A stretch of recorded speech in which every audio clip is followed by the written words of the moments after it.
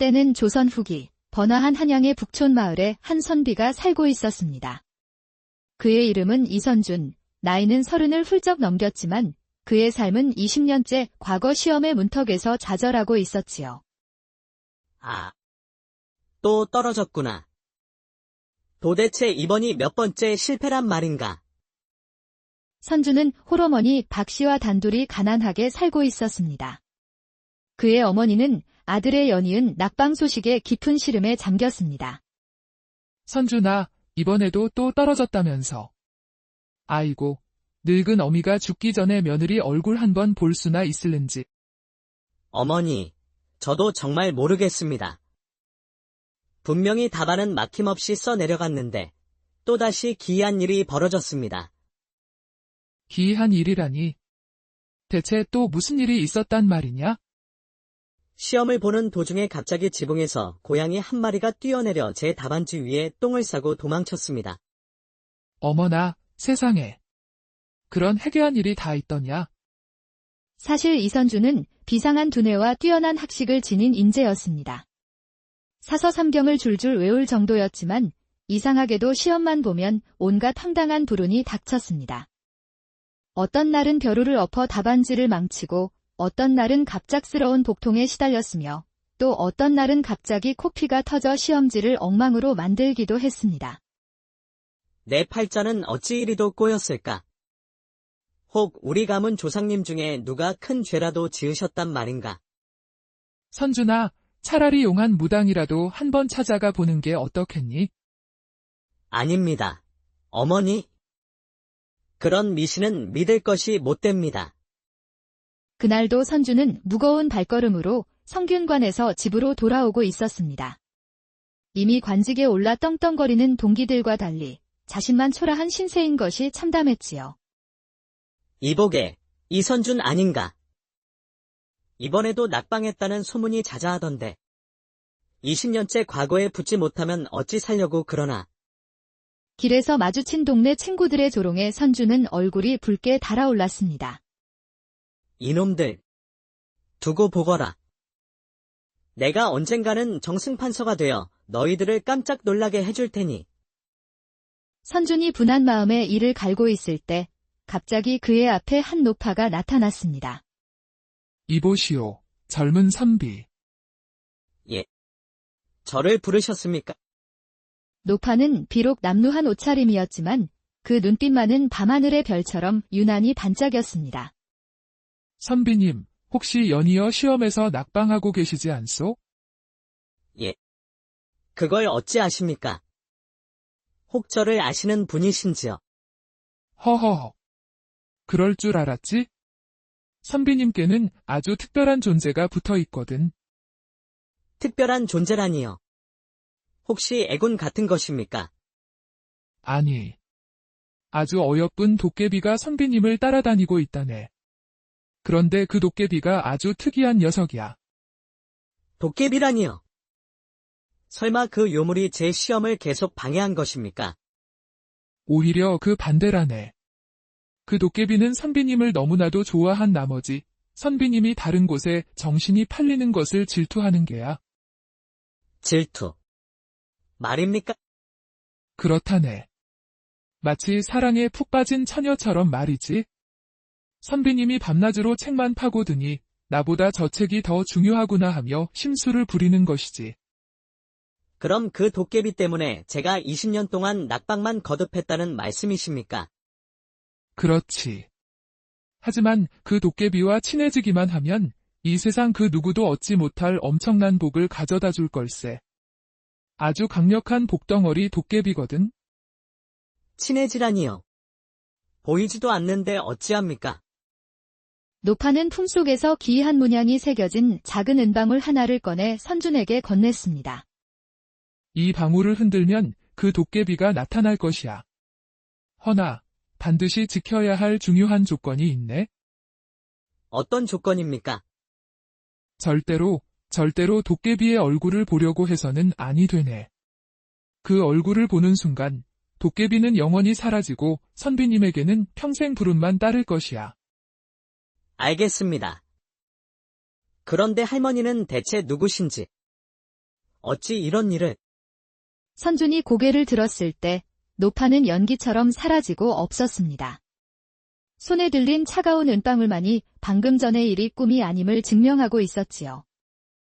참으로 기이한 일이로다. 허나, 더 이상 이럴 것도 없으니 한번 믿어보자.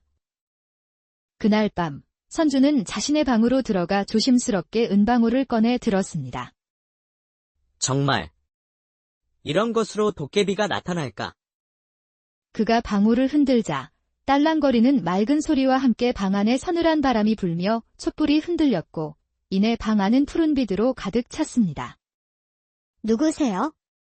누가 저를 부르셨나요? 방 안에 울려 퍼진 것은 마치 옥구슬이 굴러가는 듯한 맑고 청아한 여인의 목소리였습니다. 저는 이선준이라고 합니다. 아, 드디어 저를 불러주셨군요. 도깨비의 목소리에는 벅찬 기쁨이 가득했습니다. 제 이름은 복덩이에요. 무려 20년 동안이나 당신을 지켜봐 왔답니다. 복덩이. 20년 동안이나요? 네, 저는 당신을 처음 본 순간부터 반해버렸는 거려. 10살적 당신이 서당에서 글을 읽던 모습이 얼마나 귀여웠는지 몰라요. 그럼, 제가 아주 어릴 때부터 저를 지켜보셨다는 말씀이십니까? 맞아요. 당신을 보는 게 제 유일한 낙이었는데 당신은 맨날 책만 보고 시험 생각만 하니 제가 얼마나 속상했겠어요. 그래서, 제 시험을 방해하셨던 것이군요. 미안해요. 저도 모르게 질투가 나서 그랬어요.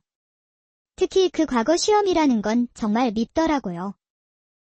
그럼 앞으로는 어찌해야 합니까? 저와 친해지세요. 그럼 제가 당신에게 이 세상 가장 큰 복을 가져다 줄게요. 복덩이는 선준에게 내일 아침 종로 큰 시장에 가서 붉은 댕기를 한 아가씨를 찾으라고 일러주었습니다.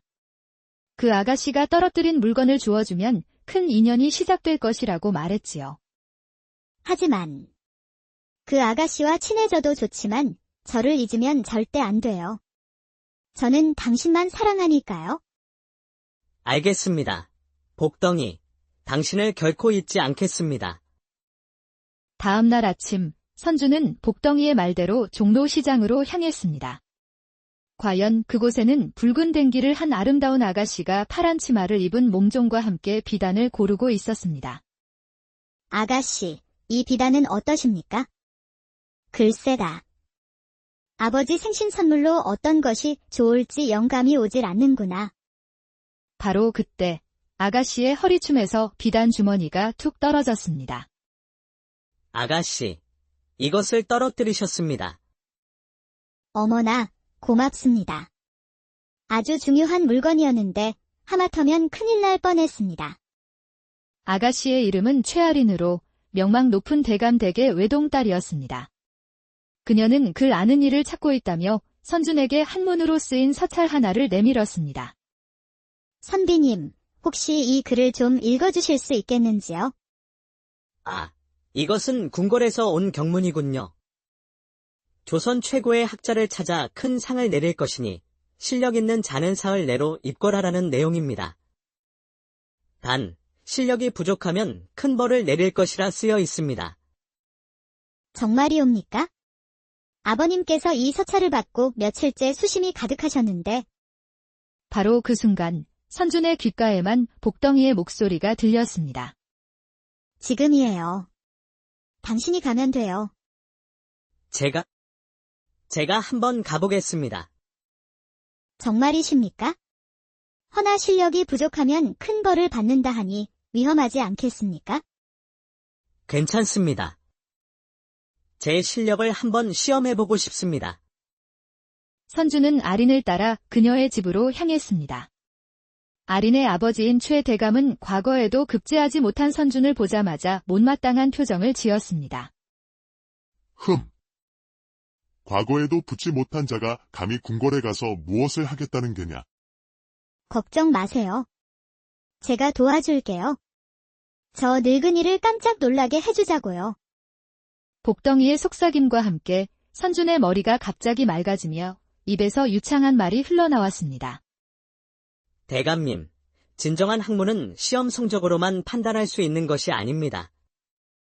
공자께서도 말씀하시길 선주는 맹자와 순자, 주자의 이론까지 막힘없이 논하며 자신의 학식을 뽐냈습니다. 말은 제법 하는구나. 좋다. 어디 글 한 편을 지어 실력을 증명해 보거라. 선주는 붓을 들었습니다. 복덩이의 도움으로 마치 신이 내린 듯 글이 술술 써졌습니다. 20년간 쌓아온 그의 실력이 마침내 빛을 발하는 순간이었습니다. 대단하구나. 이런 실력자가 숨어 있었다니. 좋다. 그대가 우리 집안을 대표하여 궁궐에 가보도록 하라. 이틀 후 선주는 궁궐로 향했습니다. 궁궐에는 조선 팔도에서 내로라 하는 학자들이 모두 모여 있었습니다. 걱정 마세요. 저들은 다 것만 번지르르 해요. 진짜 실력은 당신이 훨씬 위에요. 치국 평천하에 대해 논하라는 시험 문제가 나왔고 선주는 복덩이의 도움을 받아 놀라운 글을 써 내려갔습니다. 대단하다. 이런 글은 난생 처음 보는구나. 마침내 결과가 발표되었고 임금은 직접 선준을 장원으로 뽑았습니다. 과연 훌륭한 글이다. 그대를 종사관으로 임명하노라. 20년 만에 꿈을 이룬 선주는 그날 밤 복덩이에게 진심으로 고마움을 표했습니다. 복덩아, 정말 고맙다. 다 내 덕분이야. 저도 기뻐요. 이제 당신이 저만 바라봐 줄 거죠? 그런데 나는 아린 아가씨와도 친해지고 싶구나. 뭐라고요? 복덩이의 목소리는 싸늘하게 변했고 주변에 찬바람이 불기 시작했습니다. 안 돼요. 저만 사랑해야 해요. 저는 20년 동안 당신만 바라봤단 말이에요. 복덩아, 진정해라. 내게 가장 소중한 것은 너다. 하지만 아린 아가씨는 내게 기회를 준 은인이니 친구로 지내고 싶을 뿐이다. 한참의 침묵 끝에 복덩이가 한숨을 쉬며 말했습니다. 조건이 있어요. 저와 혼례를 치러주세요. 그럼 아린 아가씨와 친하게 지내도 좋아요? 오늘 밤 자정에 방울을 흔들면 제가 나타날게요. 하지만 절대 제 얼굴은 보면 안 돼요. 알겠다. 너와 혼례를 올리마. 그날 밤 자정, 선준이 방울을 흔들자 방 안은 환한 빛과 함께 달콤한 복숭아꽃 향기로 가득 찼습니다. 저 왔어요. 이제 제 손을 잡으세요. 선주는 눈을 감은 채 부드럽고 따뜻한 손을 맞잡았습니다. 우리 이제 부부예요. 저는 평생 당신의 복덩어리가 되어줄게요. 그 후 선준의 인생은 완전히 바뀌었습니다. 임금은 그에게 최대감의 딸 아린과의 혼인을 명했습니다. 복덩아, 혹시 이것도 내가 한 일이냐? 히히, 들켰네요. 아린 아가씨와 혼인하면 당신에게 더 큰 복이 올 거예요. 질투 나냐고요? 괜찮아요. 저는 이제 당신의 영혼의 아내고 아린 아가씨는 현실의 아내니까요. 우리는 자매 같은 거죠? 선준과 아린의 혼인 준비가 시작되자 온갖 상인들이 찾아와 최고급 비단과 값진 보석들을 선물로 바치는 기이한 일이 벌어졌습니다. 모두 복덩이의 조하였지요. 선준은 아린에게 복덩이에 대한 모든 사실을 털어놓았고 놀랍게도 아린은 그 사실을 차분하게 받아들였습니다. 어쩐지 선비님 주변에 특별한 기운이 느껴지더라니. 화나지 않아요. 그 도깨비님 덕분에 선비님과 제가 인연을 맺게 된 거려. 안녕하세요, 복덩이님. 저는 아린이라고 합니다. 어머, 아린이가 나에게 인사를 하네. 안녕, 아린아. 우리 앞으로 잘 지내보자. 혼인식 날 하늘에서는 철도 아닌 복숭아 꽃잎이 비처럼 흩날렸고 하객들은 모두 감탄했습니다. 그것은 두 사람을 향한 복덩이의 축복이었습니다. 이렇게 선준과 아린, 그리고 보이지 않는 복덩이, 세 사람의 특별한 가족 생활이 시작되었습니다. 어느 날 복덩이는 자신의 비밀을 털어놓았습니다. 선준 씨, 사실 저는 원래 인간이었어요. 200년 전, 당신과 똑같이 생긴 선비를 사랑했지만 그를 잃고 너무 슬퍼 도깨비가 되었답니다. 하지만 당신과 함께 지내며 깨달았어요. 당신은 그 사람이 아니라 제가 새로이 사랑하게 된 사람이라는 거요. 당신과 아린이가 행복한 모습을 보니 제 오랜 한이 모두 풀리는 것 같아요. 며칠 후, 아린이 아이를 가졌지만 복덩이의 기운 때문에 몸이 점점 약해지기 시작했습니다. 이상합니다. 부인의 몸에서 두 개의 다른 기운이 서로 싸우고 있는 듯합니다. 아, 제 기운이 아린이와 아기에게 영향을 주고 있군요. 제가 인간이 되어야겠어요. 인간이 된다고. 네, 인간이 되면 도깨비의 힘을 모두 잃고 평범한 여자가 되겠지만 더 이상 아린이와 아기에게 해를 끼치지 않을 거예요. 그래도 좋아요. 저희는 복덩이님 자체를 사랑하는 걸요. 그날 밤, 복덩이가 결심하자 방 안은 눈부신 빛으로 가득 찼고 그 빛 속에서 복숭아꽃처럼 아름다운 여인이 나타났습니다. 안녕, 선준 씨, 아리나. 이제야 진짜 모습으로 만나게 됐네. 정말 아름답구나. 고마워요. 하지만 이제 저는 아무 힘도 없는 평범한 여자예요. 인간이 된 복덩이는 아린의 먼 친척 언니 행세를 하며 함께 살게 되었습니다. 몇 달 후, 아린은 건강한 아들을 낳았고 4사람은 진짜 가족이 되었습니다. 선주는 도깨비의 힘없이도 자신의 실력과 인품으로 마침내 정승의 자리에 올랐고 아린은 현명한 아내이자 어머니가 되었으며 복덩이는 든든한 조력자이자 아이들의 사랑스러운 이모가 되어 모두 행복하게 살았답니다. 참 신기한 인연이지. 우리가 이렇게 가족이 될 줄 누가 알았겠소? 과거에 붙는 것이 평생의 꿈이었는데 진짜 꿈은 바로 이런 것이었구나. 저도요. 좋은 남편을 만나는 게 소원이었는데 이렇게 좋은 언니까지 얻게 될 줄은 몰랐어요. 200년을 기다린 보람이 있었어요. 진짜 사랑은 이렇게 찾아오는 거였군요. 우리 셋이 함께라면 어떤 어려움도 두렵지 않아요. 이렇게 한 선비와 사랑 많은 도깨비, 그리고 현명한 아내가 함께 만들어간 특별한 가족 이야기는 오래오래 때는 조선 후기, 번화한 한양의 북촌 마을에 한 선비가 살고 있었습니다. 그의 이름은 이선준, 나이는 30을 훌쩍 넘겼지만 그의 삶은 20년째 과거 시험의 문턱에서 좌절하고 있었지요. 아, 또 떨어졌구나. 도대체 이번이 몇 번째 실패란 말인가? 선주는 홀어머니 박 씨와 단둘이 가난하게 살고 있었습니다. 그의 어머니는 아들의 연이은 낙방 소식에 깊은 시름에 잠겼습니다. 선준아, 이번에도 또 떨어졌다면서. 아이고, 늙은 어미가 죽기 전에 며느리 얼굴 한번 볼 수나 있을는지. 어머니, 저도 정말 모르겠습니다. 분명히 답안은 막힘없이 써내려갔는데 또다시 기이한 일이 벌어졌습니다. 기이한 일이라니. 대체 또 무슨 일이 있었단 말이냐? 시험을 보는 도중에 갑자기 지붕에서 고양이 한 마리가 뛰어내려 제 답안지 위에 똥을 싸고 도망쳤습니다. 어머나, 세상에. 그런 해괴한 일이 다 있더냐? 사실 이선주는 비상한 두뇌와 뛰어난 학식을 지닌 인재였습니다.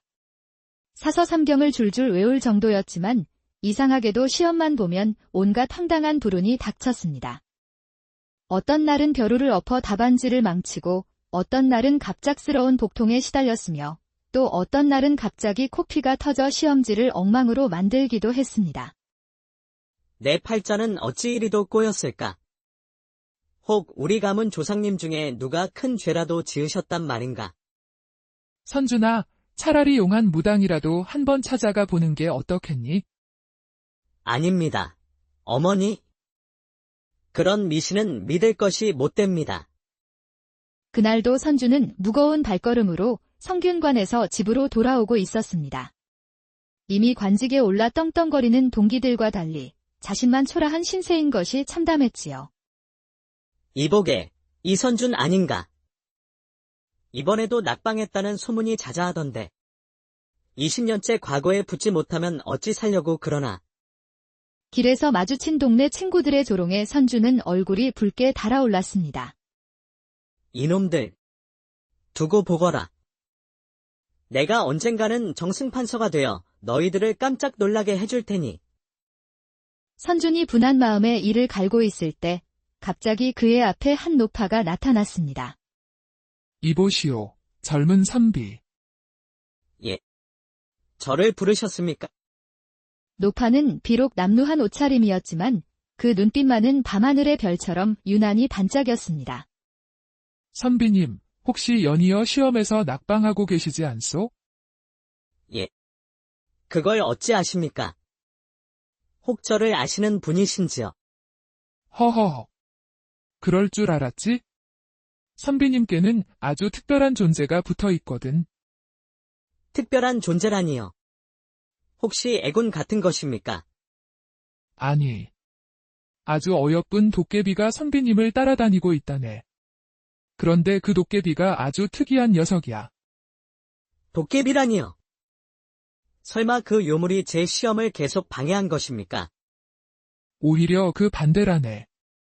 그 도깨비는 선비님을 너무나도 좋아한 나머지 선비님이 다른 곳에 정신이 팔리는 것을 질투하는 게야.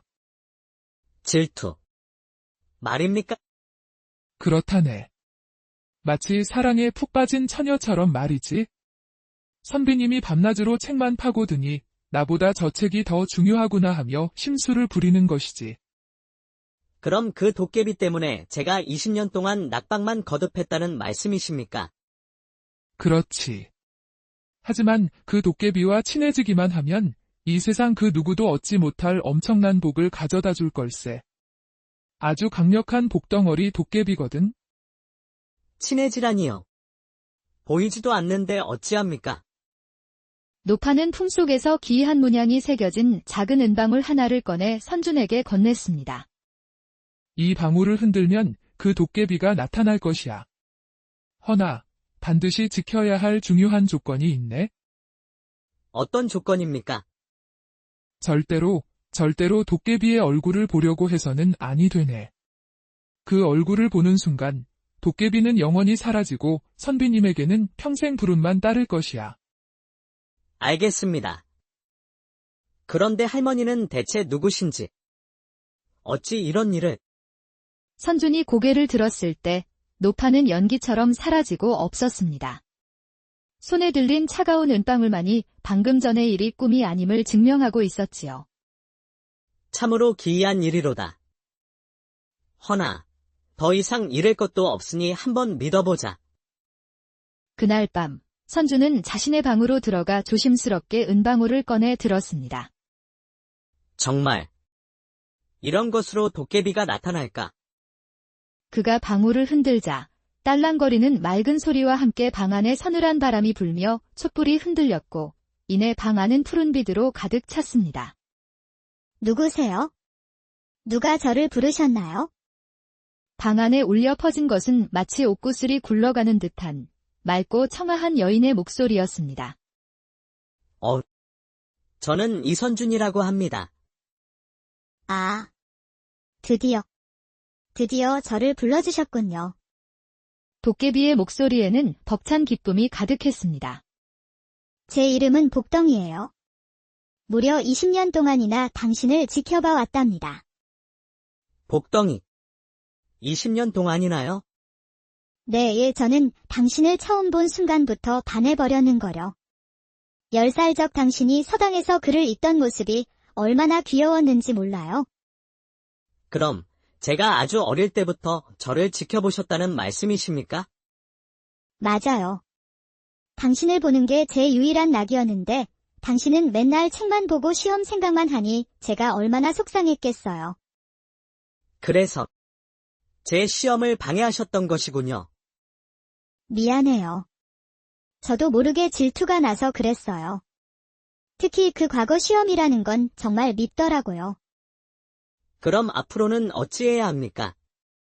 저와 친해지세요.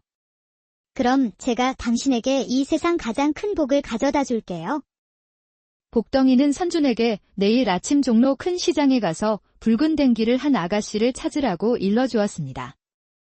그 아가씨가 떨어뜨린 물건을 주워주면 큰 인연이 시작될 것이라고 말했지요. 하지만 그 아가씨와 친해져도 좋지만 저를 잊으면 절대 안 돼요. 저는 당신만 사랑하니까요. 알겠습니다. 복덩이, 당신을 결코 잊지 않겠습니다. 다음 날 아침, 선주는 복덩이의 말대로 종로시장으로 향했습니다. 과연 그곳에는 붉은 댕기를 한 아름다운 아가씨가 파란 치마를 입은 몽종과 함께 비단을 고르고 있었습니다. 아가씨, 이 비단은 어떠십니까? 글쎄다. 아버지 생신 선물로 어떤 것이 좋을지 영감이 오질 않는구나. 바로 그때 아가씨의 허리춤에서 비단 주머니가 툭 떨어졌습니다. 아가씨, 이것을 떨어뜨리셨습니다. 어머나, 고맙습니다. 아주 중요한 물건이었는데 하마터면 큰일 날 뻔했습니다. 아가씨의 이름은 최아린으로 명망 높은 대감댁의 외동딸이었습니다. 그녀는 글 아는 일을 찾고 있다며 선준에게 한문으로 쓰인 서찰 하나를 내밀었습니다. 선비님, 혹시 이 글을 좀 읽어주실 수 있겠는지요? 아, 이것은 궁궐에서 온 경문이군요. 조선 최고의 학자를 찾아 큰 상을 내릴 것이니 실력 있는 자는 사흘 내로 입궐하라는 내용입니다. 단, 실력이 부족하면 큰 벌을 내릴 것이라 쓰여 있습니다. 정말이옵니까? 아버님께서 이 서찰을 받고 며칠째 수심이 가득하셨는데 바로 그 순간 선준의 귓가에만 복덩이의 목소리가 들렸습니다. 지금이에요. 당신이 가면 돼요. 제가 한번 가보겠습니다. 정말이십니까? 허나 실력이 부족하면 큰 벌을 받는다 하니 위험하지 않겠습니까? 괜찮습니다. 제 실력을 한번 시험해보고 싶습니다. 선준은 아린을 따라 그녀의 집으로 향했습니다. 아린의 아버지인 최 대감은 과거에도 급제하지 못한 선준을 보자마자 못마땅한 표정을 지었습니다. 과거에도 붙지 못한 자가 감히 궁궐에 가서 무엇을 하겠다는 게냐. 걱정 마세요. 제가 도와줄게요. 저 늙은이를 깜짝 놀라게 해주자고요. 복덩이의 속삭임과 함께 선준의 머리가 갑자기 맑아지며 입에서 유창한 말이 흘러나왔습니다. 대감님, 진정한 학문은 시험 성적으로만 판단할 수 있는 것이 아닙니다. 공자께서도 말씀하시길 선준은 맹자와 순자, 주자의 이론까지 막힘없이 논하며 자신의 학식을 뽐냈습니다. 말은 제법 하는구나. 좋다. 어디 글 한 편을 지어 실력을 증명해 보거라. 선준은 붓을 들었습니다. 복덩이의 도움으로 마치 신이 내린 듯 글이 술술 써졌습니다. 20년간 쌓아온 그의 실력이 마침내 빛을 발하는 순간이었습니다. 대단하구나. 이런 실력자가 숨어 있었다니. 좋다. 그대가 우리 집안을 대표하여 궁궐에 가보도록 하라. 이틀 후 선준은 궁궐로 향했습니다. 궁궐에는 조선 팔도에서 내로라 하는 학자들이 모두 모여 있었습니다. 걱정 마세요. 저들은 다 겉만 번지르르 해요. 진짜 실력은 당신이 훨씬 위에요. 치국 평천하에 대해 논하라는 시험 문제가 나왔고 선준은 복덩이의 도움을 받아 놀라운 글을 써 내려갔습니다. 대단하다. 이런 글은 난생 처음 보는구나. 마침내 결과가 발표되었고 임금은 직접 선준을 장원으로 뽑았습니다. 과연 훌륭한 글이다. 그대를 종사관으로 임명하노라. 20년 만에 꿈을 이룬 선준은 그날 밤 복덩이에게 진심으로 고마움을 표했습니다. 복덩아, 정말 고맙다. 다 내 덕분이야. 저도 기뻐요. 이제 당신이 저만 바라봐 줄 거죠? 그런데 나는 아린 아가씨와도 친해지고 싶구나. 뭐라고요? 복덩이의 목소리는 싸늘하게 변했고 주변에 찬바람이 불기 시작했습니다. 안 돼요. 저만 사랑해야 해요. 저는 20년 동안 당신만 바라봤단 말이에요. 복덩아, 진정해라. 내게 가장 소중한 것은 너다. 하지만 아린 아가씨는 내게 기회를 준 은인이니 친구로 지내고 싶을 뿐이다. 한참의 침묵 끝에 복덩이가 한숨을 쉬며 말했습니다. 조건이 있어요. 저와 혼례를 치러주세요. 그럼 아린 아가씨와 친하게 지내도 좋아요? 오늘 밤 자정에 방울을 흔들면 제가 나타날게요. 하지만 절대 제 얼굴은 보면 안 돼요. 알겠다. 너와 혼례를 올리마. 그날 밤 자정, 선준이 방울을 흔들자 방 안은 환한 빛과 함께 달콤한 복숭아꽃 향기로 가득 찼습니다. 저 왔어요. 이제 제 손을 잡으세요. 선주는 눈을 감은 채 부드럽고 따뜻한 손을 맞잡았습니다. 우리 이제 부부예요. 저는 평생 당신의 복덩어리가 되어줄게요. 그 후 선준의 인생은 완전히 바뀌었습니다. 임금은 그에게 최대감의 딸 아린과의 혼인을 명했습니다. 복덩아, 혹시 이것도 내가 한 일이냐? 히히, 들켰네요.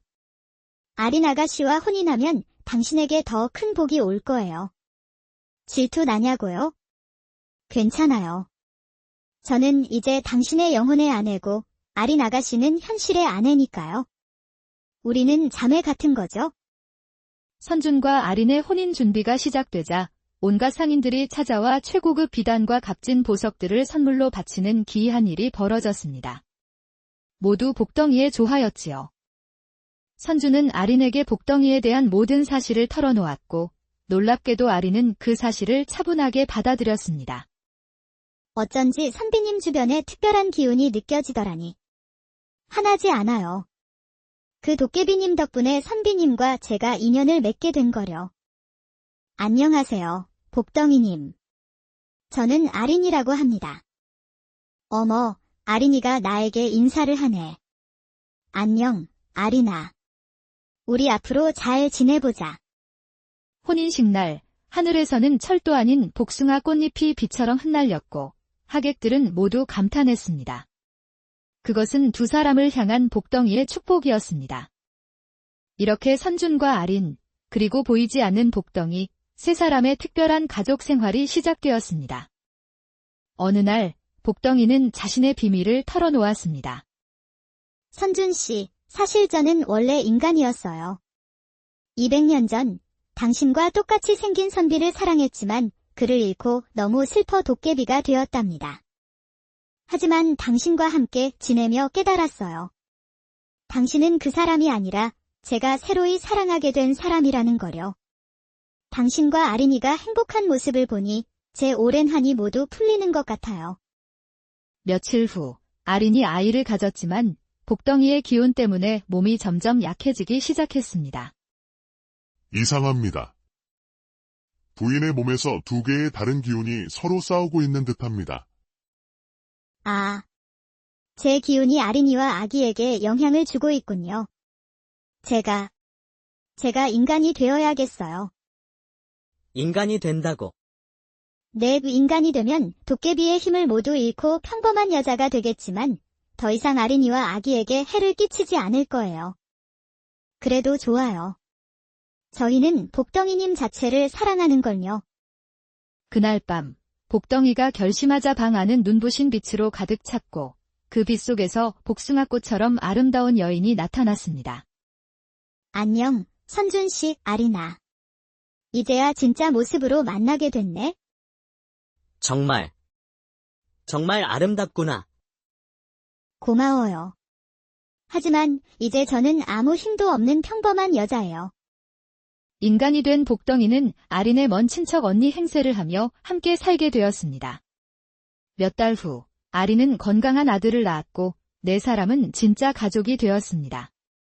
선주는 도깨비의 힘없이도 자신의 실력과 인품으로 마침내 정승의 자리에 올랐고 아린은 현명한 아내이자 어머니가 되었으며 복덩이는 든든한 조력자이자 아이들의 사랑스러운 이모가 되어 모두 행복하게 살았답니다. 참 신기한 인연이지. 우리가 이렇게 가족이 될 줄 누가 알았겠소? 과거에 붙는 것이 평생의 꿈이었는데, 진짜 꿈은 바로 이런 것이었구나. 저도요. 좋은 남편을 만나는 게 소원이었는데, 이렇게 좋은 언니까지 얻게 될 줄은 몰랐어요.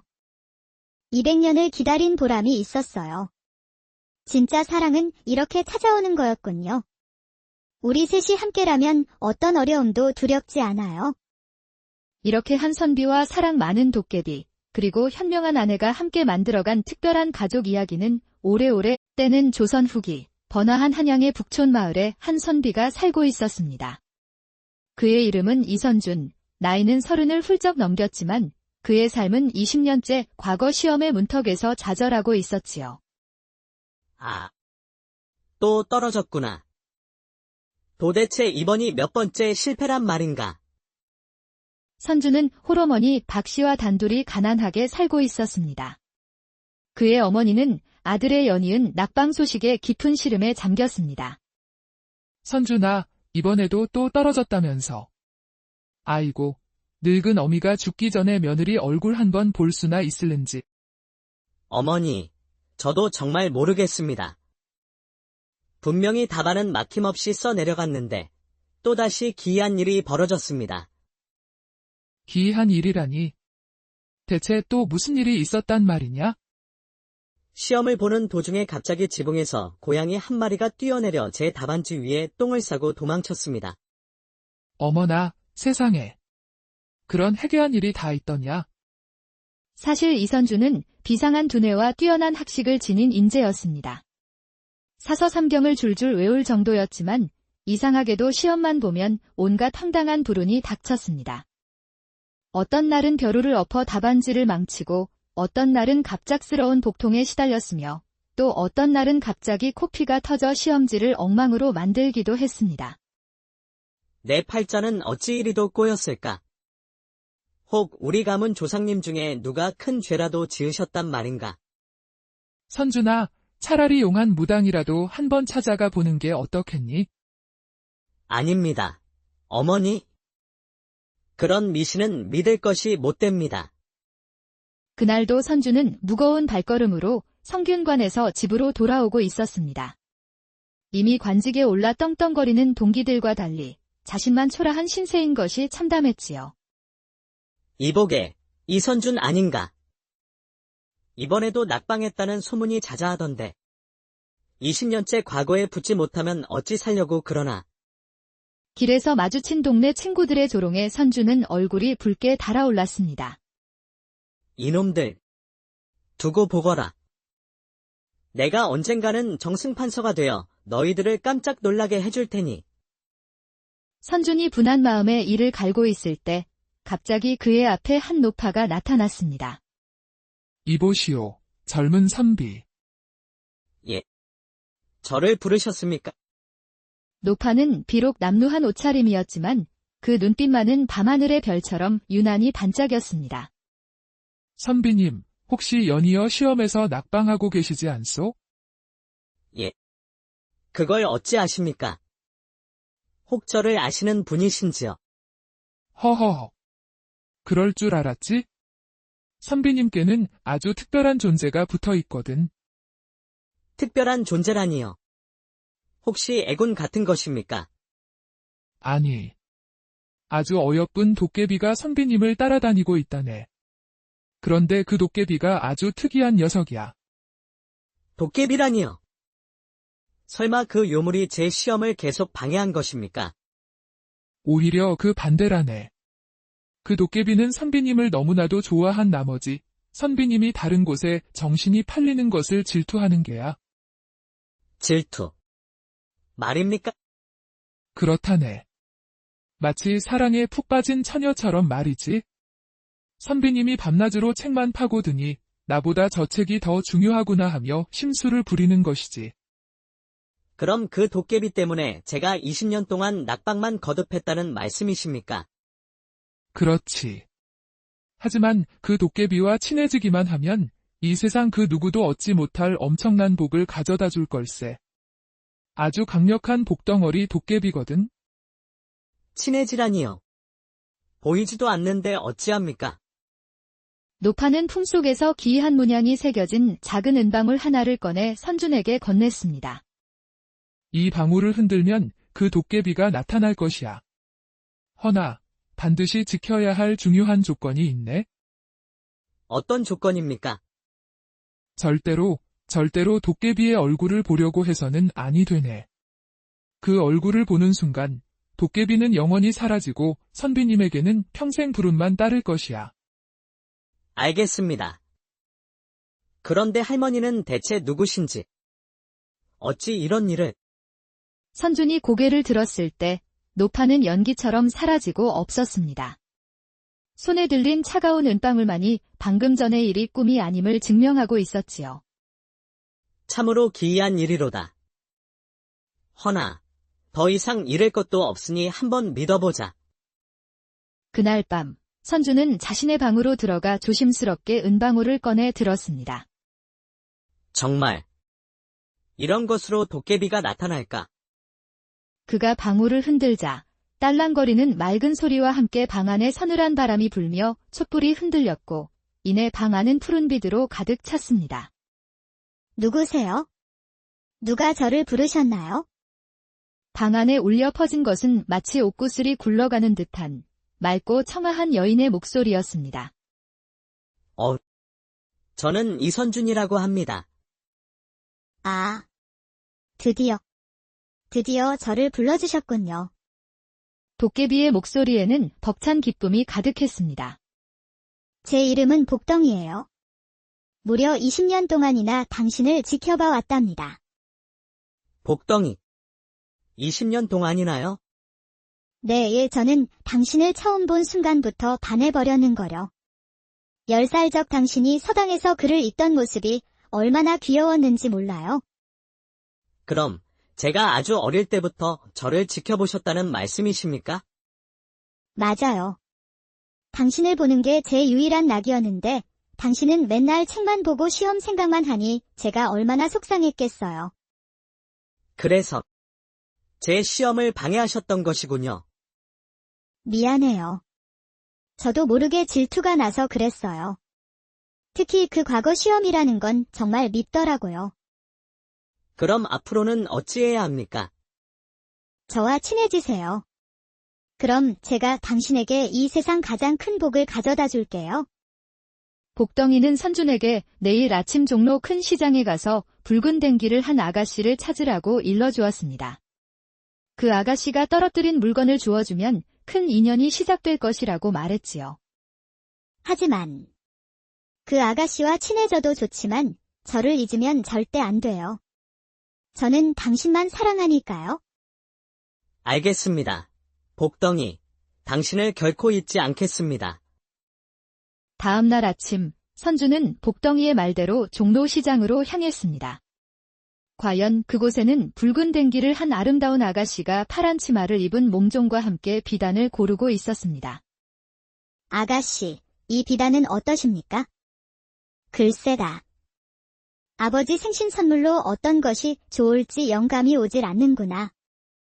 바로 그때 아가씨의 허리춤에서 비단 주머니가 툭 떨어졌습니다. 아가씨, 이것을 떨어뜨리셨습니다. 어머나, 고맙습니다. 아주 중요한 물건이었는데 하마터면 큰일 날 뻔했습니다. 아가씨의 이름은 최아린으로 명망 높은 대감댁의 외동딸이었습니다. 그녀는 글 아는 이를 찾고 있다며 선준에게 한문으로 쓰인 서찰 하나를 내밀었습니다. 선비님, 혹시 이 글을 좀 읽어주실 수 있겠는지요? 아, 이것은 궁궐에서 온 경문이군요. 조선 최고의 학자를 찾아 큰 상을 내릴 것이니 실력 있는 자는 사흘 내로 입궐하라는 내용입니다. 단, 실력이 부족하면 큰 벌을 내릴 것이라 쓰여 있습니다. 정말이옵니까? 아버님께서 이 서찰을 받고 며칠째 수심이 가득하셨는데. 바로 그 순간 선준의 귓가에만 복덩이의 목소리가 들렸습니다. 지금이에요. 당신이 가면 돼요. 제가 한번 가보겠습니다. 정말이십니까? 허나 실력이 부족하면 큰 벌을 받는다 하니 위험하지 않겠습니까? 괜찮습니다. 제 실력을 한번 시험해보고 싶습니다. 선주는 아린을 따라 그녀의 집으로 향했습니다. 아린의 아버지인 최 대감은 과거에도 급제하지 못한 선준을 보자마자 못마땅한 표정을 지었습니다. 과거에도 붙지 못한 자가 감히 궁궐에 가서 무엇을 하겠다는 게냐. 걱정 마세요. 제가 도와줄게요. 저 늙은이를 깜짝 놀라게 해주자고요. 복덩이의 속삭임과 함께 선준의 머리가 갑자기 맑아지며 입에서 유창한 말이 흘러나왔습니다. 대감님, 진정한 학문은 시험 성적으로만 판단할 수 있는 것이 아닙니다. 공자께서도 말씀하시길 선주는 맹자와 순자, 주자의 이론까지 막힘없이 논하며 자신의 학식을 뽐냈습니다. 말은 제법 하는구나. 좋다. 어디 글 한 편을 지어 실력을 증명해 보거라. 선주는 붓을 들었습니다. 복덩이의 도움으로 마치 신이 내린 듯 글이 술술 써졌습니다. 20년간 쌓아온 그의 실력이 마침내 빛을 발하는 순간이었습니다. 대단하구나. 이런 실력자가 숨어 있었다니. 좋다. 그대가 우리 집안을 대표하여 궁궐에 가보도록 하라. 이틀 후 선주는 궁궐로 향했습니다. 궁궐에는 조선 팔도에서 내로라 하는 학자들이 모두 모여 있었습니다. 걱정 마세요. 저들은 다 겉만 번지르르 해요. 진짜 실력은 당신이 훨씬 위에요. 치국 평천하에 대해 논하라는 시험 문제가 나왔고 선주는 복덩이의 도움을 받아 놀라운 글을 써 내려갔습니다. 대단하다. 이런 글은 난생 처음 보는구나. 마침내 결과가 발표되었고 임금은 직접 선준을 장원으로 뽑았습니다. 과연 훌륭한 글이다. 그대를 종사관으로 임명하노라. 20년 만에 꿈을 이룬 선주는 그날 밤 복덩이에게 진심으로 고마움을 표했습니다. 복덩아, 정말 고맙다. 다 내 덕분이야. 저도 기뻐요. 이제 당신이 저만 바라봐 줄 거죠? 그런데 나는 아린 아가씨와도 친해지고 싶구나. 뭐라고요? 복덩이의 목소리는 싸늘하게 변했고 주변에 찬바람이 불기 시작했습니다. 안 돼요. 저만 사랑해야 해요. 저는 20년 동안 당신만 바라봤단 말이에요. 복덩아, 진정해라. 내게 가장 소중한 것은 너다. 하지만 아린 아가씨는 내게 기회를 준 은인이니 친구로 지내고 싶을 뿐이다. 한참의 침묵 끝에 복덩이가 한숨을 쉬며 말했습니다. 조건이 있어요. 저와 혼례를 치러주세요. 그럼 아린 아가씨와 친하게 지내도 좋아요? 오늘 밤 자정에 방울을 흔들면 제가 나타날게요. 하지만 절대 제 얼굴은 보면 안 돼요. 알겠다.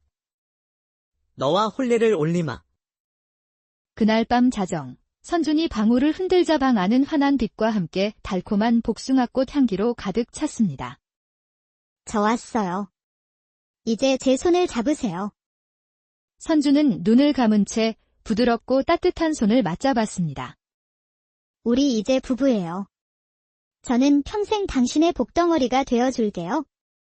그 후 선준의 인생은 완전히 바뀌었습니다. 임금은 그에게 최 대감의 딸 아린과의 혼인을 명했습니다. 복덩아, 혹시 이것도 내가 한 일이냐? 히히, 들켰네요. 아린 아가씨와 혼인하면 당신에게 더 큰 복이 올 거예요. 질투 나냐고요? 괜찮아요. 저는 이제 당신의 영혼의 아내고 아린 아가씨는 현실의 아내니까요. 우리는 자매 같은 거죠? 선준과 아린의 혼인 준비가 시작되자 온갖 상인들이 찾아와 최고급 비단과 값진 보석들을 선물로 바치는 기이한 일이 벌어졌습니다. 모두 복덩이에 조하였지요. 선준은 아린에게 복덩이에 대한 모든 사실을 털어놓았고 놀랍게도 아린은 그 사실을 차분하게 받아들였습니다. 어쩐지 선비님 주변에 특별한 기운이 느껴지더라니. 화나지 않아요. 그 도깨비님 덕분에 선비님과 제가 인연을 맺게 된 거려. 안녕하세요, 복덩이님. 저는 아린이라고 합니다. 어머, 아린이가 나에게 인사를 하네. 안녕, 아린아. 우리 앞으로 잘 지내보자. 혼인식 날, 하늘에서는 철도 아닌 복숭아 꽃잎이 비처럼 흩날렸고, 하객들은 모두 감탄했습니다. 그것은 두 사람을 향한 복덩이의 축복이었습니다. 이렇게 선준과 아린, 그리고 보이지 않는 복덩이, 세 사람의 특별한 가족 생활이 시작되었습니다. 어느 날, 복덩이는 자신의 비밀을 털어놓았습니다. 선준 씨, 사실 저는 원래 인간이었어요. 200년 전, 당신과 똑같이 생긴 선비를 사랑했지만 그를 잃고 너무 슬퍼 도깨비가 되었답니다. 하지만 당신과 함께 지내며 깨달았어요. 당신은 그 사람이 아니라 제가 새로이 사랑하게 된 사람이라는 거요. 당신과 아린이가 행복한 모습을 보니 제 오랜 한이 모두 풀리는 것 같아요. 며칠 후, 아린이 아이를 가졌지만 복덩이의 기운 때문에 몸이 점점 약해지기 시작했습니다.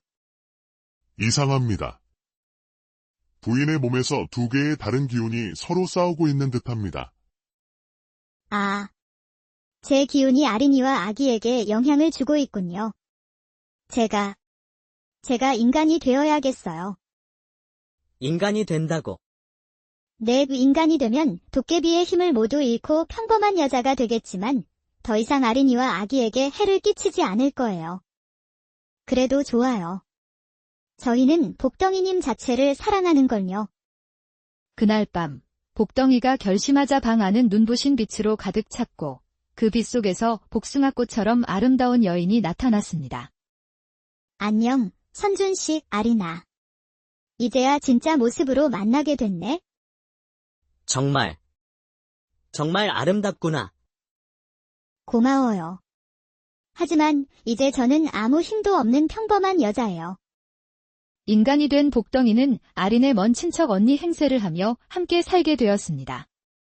몇 달 후, 아린은 건강한 아들을 낳았고 네 사람은 진짜 가족이 되었습니다. 선주는 도깨비의 힘없이도 자신의 실력과 인품으로 마침내 정승의 자리에 올랐고 아린은 현명한 아내이자 어머니가 되었으며 복덩이는 든든한 조력자이자 아이들의 사랑스러운 이모가 되어 모두 행복하게 살았답니다. 참 신기한 인연이지. 우리가 이렇게 가족이 될 줄 누가 알았겠소? 과거에 붙는 것이 평생의 꿈이었는데 진짜 꿈은 바로 이런 것이었구나. 저도요. 좋은 남편을 만나는 게 소원이었는데 이렇게 좋은 언니까지 얻게 될 줄은 몰랐어요. 200년을 기다린 보람이 있었어요. 진짜 사랑은 이렇게 찾아오는 거였군요. 우리 셋이 함께라면 어떤 어려움도 두렵지 않아요. 이렇게 한 선비와 사랑 많은 도깨비, 그리고 현명한 아내가 함께 만들어간 특별한 가족 이야기는 오래오래 때는 조선 후기, 번화한 한양의 북촌 마을에 한 선비가 살고 있었습니다. 그의 이름은 이선준, 나이는 30을 훌쩍 넘겼지만 그의 삶은 20년째 과거 시험의 문턱에서 좌절하고 있었지요.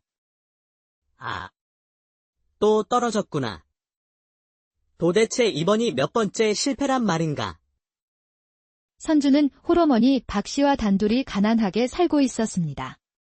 그의 어머니는 아들의 연이은 낙방 소식에 깊은 시름에 잠겼습니다. 선준아, 이번에도 또 떨어졌다면서. 아이고, 늙은 어미가 죽기 전에 며느리 얼굴 한번 볼 수나 있을는지. 어머니, 저도 정말 모르겠습니다. 분명히 답안은 막힘없이 써내려갔는데 또다시 기이한 일이 벌어졌습니다. 기이한 일이라니. 대체 또 무슨 일이 있었단 말이냐? 시험을 보는 도중에 갑자기 지붕에서 고양이 한 마리가 뛰어내려 제 답안지 위에 똥을 싸고 도망쳤습니다. 어머나, 세상에. 그런 해괴한 일이 다 있더냐? 사실 이선주는 비상한 두뇌와 뛰어난 학식을 지닌 인재였습니다. 사서삼경을 줄줄 외울 정도였지만 이상하게도 시험만 보면 온갖 황당한 불운이 닥쳤습니다. 어떤 날은 벼루를 엎어 답안지를 망치고 어떤 날은 갑작스러운 복통에 시달렸으며 또 어떤 날은 갑자기 코피가 터져 시험지를 엉망으로 만들기도 했습니다. 내 팔자는 어찌 이리도 꼬였을까? 혹 우리 가문 조상님 중에 누가 큰 죄라도 지으셨단 말인가? 선준아, 차라리 용한 무당이라도 한번 찾아가 보는 게 어떻겠니? 아닙니다. 어머니. 그런 미신은 믿을 것이 못됩니다. 그날도 선주는 무거운 발걸음으로 성균관에서 집으로 돌아오고 있었습니다. 이미 관직에 올라 떵떵거리는 동기들과 달리 자신만 초라한 신세인 것이 참담했지요. 이보게, 이선준 아닌가? 이번에도 낙방했다는 소문이 자자하던데. 20년째 과거에 붙지 못하면 어찌 살려고 그러나. 길에서 마주친 동네 친구들의 조롱에 선주는 얼굴이 붉게 달아올랐습니다. 이놈들. 두고 보거라. 내가 언젠가는 정승판서가 되어 너희들을 깜짝 놀라게 해줄 테니. 선준이 분한 마음에 이를 갈고 있을 때 갑자기 그의 앞에 한 노파가 나타났습니다. 이보시오, 젊은 선비. 예. 저를 부르셨습니까? 노파는 비록 남루한 옷차림이었지만 그 눈빛만은 밤하늘의 별처럼 유난히 반짝였습니다. 선비님, 혹시 연이어 시험에서 낙방하고 계시지 않소? 예. 그걸 어찌 아십니까? 혹 저를 아시는 분이신지요? 허허. 그럴 줄 알았지? 선비님께는 아주 특별한 존재가 붙어 있거든. 특별한 존재라니요. 혹시 애군 같은 것입니까? 아니. 아주 어여쁜 도깨비가 선비님을 따라다니고 있다네. 그런데 그 도깨비가 아주 특이한 녀석이야. 도깨비라니요. 설마 그 요물이 제 시험을 계속 방해한 것입니까? 오히려 그 반대라네. 그 도깨비는 선비님을 너무나도 좋아한 나머지 선비님이 다른 곳에 정신이 팔리는 것을 질투하는 게야. 질투. 말입니까? 그렇다네. 마치 사랑에 푹 빠진 처녀처럼 말이지. 선비님이 밤낮으로 책만 파고드니 나보다 저 책이 더 중요하구나 하며 심술을 부리는 것이지. 그럼 그 도깨비 때문에 제가 20년 동안 낙방만 거듭했다는 말씀이십니까? 그렇지. 하지만 그 도깨비와 친해지기만 하면 이 세상 그 누구도 얻지 못할 엄청난 복을 가져다 줄 걸세.